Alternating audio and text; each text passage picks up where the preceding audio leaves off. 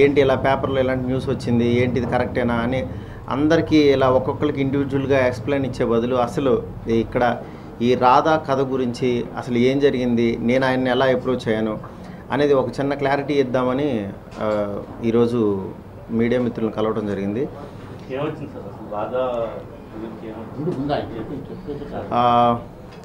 ఏంటంటే ఫస్ట్ నేను ఈ రోజుల్లో బస్ స్టాప్ తర్వాత వెంకటేష్ గారిని కలవడం జరిగింది.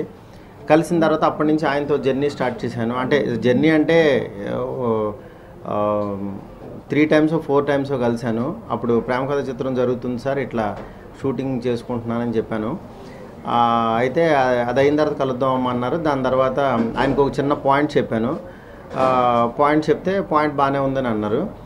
మెయిన్ ఇక్కడ ఏంటంటే నేను పేపర్లో అనౌన్స్ చేసిన తర్వాత ఈ రాధా కథ పాయింట్ అంటే హోంమంత్రి ఓ మిడిల్ క్లాస్ అమ్మాయిని ప్రేమిస్తే ఎలా ఉంటుంది అనేది ఈ ముక్కే ఆయనకి చెప్పాను. యాక్చువల్గా అలా దాని మీద నా కైండ్ ఆఫ్ స్టైల్లో నేను పాయింట్ అనుకున్నాను సార్, ఇట్లా ఇది అంటే ఓకే బాగుంది, యూ గో హెడ్ అని చెప్పి అన్నారు. ఆయనకి చెప్పడం కూడా ఆ చిన్న లైనే చెప్పాను. చెప్పిన తర్వాత అదే పాయింట్ని అనౌన్స్ చేసామన్నమాట. అనౌన్స్ చేసిన తర్వాత ఎవరెవరైతే ఎమ్మెల్యే మీద కథలు రాసుకున్న వాళ్ళు, ఎవరెవరైతే హోమ్ మినిస్టర్ మీద కథలు రాసుకున్న వాళ్ళు, ఎవరెవరైతే ఎంపీల మీద కథలు రాసుకున్న వాళ్ళు, వీళ్ళందరూ కూడా ఇది మాకదే మా పాయింటే అని చెప్పి రైజ్ చేయడం జరిగింది. నెక్స్ట్ ఇలాంటి కథలు ఏమవుతున్నాయంటే ఇది రాసుకున్న వాళ్ళు రేజ్ అయినా ఇది ఎందుకని ఇంత ఫోకస్లోకి వచ్చిందంటే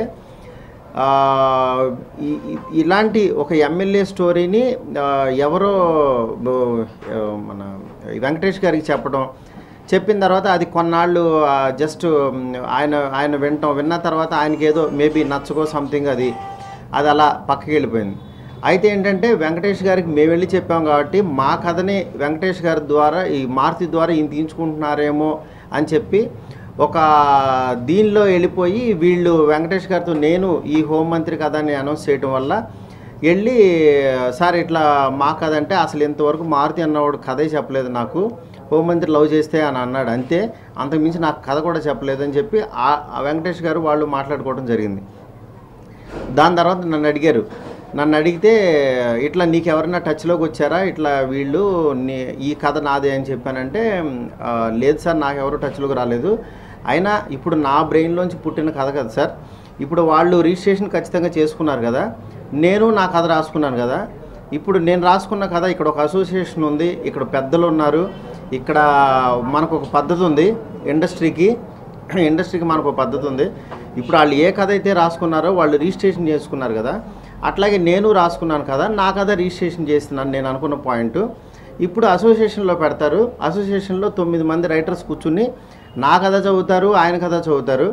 ఒకవేళ కనుక చదివినప్పుడు నా కథ కనుక అతని కథతో మ్యాచ్ అయితే మారుతి ఈ కథ అతని కథతో మ్యాచ్ అయింది నాన్న, నువ్వు ఈ కథ డ్రాప్ అవ్వాలి అని వాళ్ళు 100% వాళ్ళొక ఇది పంపిస్తారు కాబట్టి నాకు ఆ ప్రాబ్లం లేదు సార్, ఈ కథ కాకపోతే ఇంకో కథ వేసుకుంటాను అప్పుడు అని చెప్పి ఆయన క్లారిటీ ఇచ్చాను. క్లారిటీ ఇచ్చిన తర్వాత ఆయన సరే నీ ఇష్టం, మరి నువ్వు రిజిస్ట్రేషన్ చేయించావా అన్నాడు. రిజిస్ట్రేషన్ చేయించుకున్నాను సార్ నేను అన్నా. అంటే సరే అలా అయితే అన్నారు. ఎందుకంటే వీళ్ళు ఎవరైతే నేను రిజిస్ట్రేషన్ చేయించింది కూడా రీసెంట్గానే ఒక 1 week బ్యాక్ ఇలా పేపర్లో అనౌన్స్ చేసిన తర్వాత మా ఫ్రెండు స్వామి మీరు ఇట్లా కథలో ఇలా పాయింట్లు ఇలా పేపర్కి ఇచ్చేసి ఇట్లా చేసేస్తే అందరి దగ్గర కథలు ఉంటాయి, మీకేమో ఈ రైటర్స్ అసోసియేషన్ దీని మీద నాలెడ్జ్ లేదు, దీంతో ఇవన్నీ రేజ్ అవుతూ ఉంటాయి అని చెప్పి ఆయన కొంచెం నన్ను గట్టిగా ప్రెజర్ చేస్తే మా అసోసియేట్ డైరెక్టర్ తనతో కూర్చుని ఈ పాయింట్ నేను అనుకుంటున్నాను శివాని అతను రాయమని చెప్పి రాయించి రీసెంట్గా ఒక 10 days బ్యాక్ ఇది రిజిస్ట్రేషన్ చేయించి ఆకెళ్ళ గారు అని చెప్పి రైటర్స్ అసోసియేషన్ హెడ్ ఆయనకి కాల్ చేస్తే ఆయన ఇట్లా మా కథే అని ఒక కంప్లైంట్ వచ్చింది నాన్న, ఇది నీ దాని మీద వాళ్ళు పెట్టారు, నీ కథ కూడా పంపించానంటే ఓ 10 days బ్యాక్ నేను నా కథ కూడా ఇచ్చాను అనమాట. ఈ 2 కథలు ఇప్పుడు వాళ్ళు యాక్చువల్గా చెక్ చేసుకుని వాళ్ళు అసలు ఏం చెప్తారనే లోపే వెంకటేష్ గారు ఇట్లా కథ ఇచ్చేశారు అదే నీదని ఇట్లాంటివి వస్తున్నాయి. అందుకని అసలు ఇక్కడ ఏంటంటే కథల విషయంలో 100% ఒక రైటర్స్ అసోసియేషన్ ఒకటి ఉంటుంది. ఇక్కడ నాకు పర్సనల్గా నేను ఒకళ్ళ కథ ఎప్పుడు తీసుకోలేదు. ఈ రోజుల్లో నా బ్రెయిన్లోంచి పుట్టిన ఒక కథ, బస్ స్టాప్ నేను తయారు చేసుకున్న కథ, ప్రేమ కథ చిత్రం నేను చేసుకున్న కథ. అలా నేను చేసుకున్న కథ మీదే నాకు గ్రిప్ ఉంటుంది. కానీ నాకు రీమేక్ అని అంటే కూడా నాకు 100% నేను చేయలేను, నాకు చేత కాదు. మేబీ ఫ్యూచర్లో చేస్తానేమో నా కథలు అయిపోయినప్పుడు. ఎందుకంటే ఈ రోజుల్లో తర్వాత బెల్లంకొండ సురేష్ గారు ఫోన్ చేసి ఈ రోజుల్లో సాయంత్రం ఈవినింగ్ వేటై సినిమా ఉంది, నాగ చైతన్యను ఈ సునీల్ హీరోలు, నీకు మంచి క్యాస్టింగ్ ఇస్తాను, నువ్వు రీమేక్ చేయని చెప్పి తడాకా సినిమా రీమేక్ నన్ను అడిగితే, సార్ నాకు నా బ్రెయిన్ అది కాదు సార్, నేను ఏదో కథ రాసుకుంటాను, నా ఫ్లోలో నేను వెళ్తాను, నాకు స్టారు దీని గురించి అని కాదు సార్, నేను అలా చేయలేను సార్ నేను చెప్పి నేను డ్రాప్ అయ్యి బస్ స్టాప్ అని కొత్త చేసుకున్నాను నేను.